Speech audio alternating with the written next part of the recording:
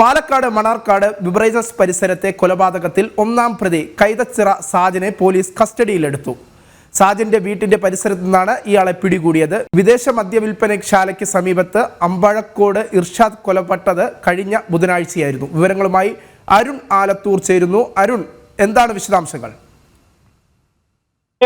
കഴിഞ്ഞ ദിവസമാണ് പാലക്കാട് മണ്ണാർക്കാട് ബീവറേജസ് ഔട്ട്ലെറ്റിൽ ഇത്തരത്തിൽ തർക്കമുണ്ടാവുകയും ഒരാൾക്ക് കുത്തേൽക്കുകയും ചെയ്തത്.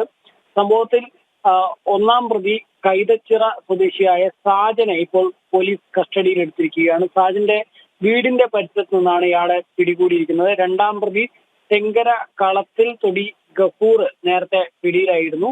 വിദേശ മദ്യവിൽപ്പനശാലയ്ക്ക് സമീപത്ത് അമ്പാഴക്കോട് കിഴക്കേ തലയിൽ ഇർഷാദാണ് കൊല്ലപ്പെട്ടത്.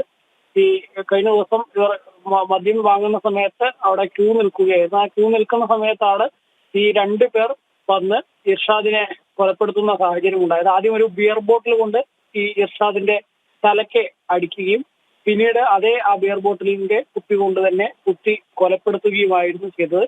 സംഭവത്തിൽ അന്വേഷണം തുടരുകയാണെന്നതാണ് പോലീസ് പറയുന്നത്. നേരത്തെ പറഞ്ഞ പോലെ ഗഫൂറിനെ നേരത്തെ പിടികൂടിയിരുന്നു. ഇപ്പോഴേതായാലും അതിലെ പ്രധാന പ്രതിയായ ഒന്നാം പ്രതിയായ സാജനെ കൂടി പോലീസ് പിടികൂടിയിരിക്കുകയാണ്. മണാർക്കാട് ബിവറേജസിന് സമീപത്തെ കൊലപാതകത്തിൽ ഒന്നാം പ്രതി സാജൻ കസ്റ്റഡിയിൽ. ഇതുമായി ബന്ധപ്പെട്ട വിശദാംശങ്ങളാണ് അരുൺ ആലത്തൂർ പാലക്കാട് നിന്ന് നൽകിയത്.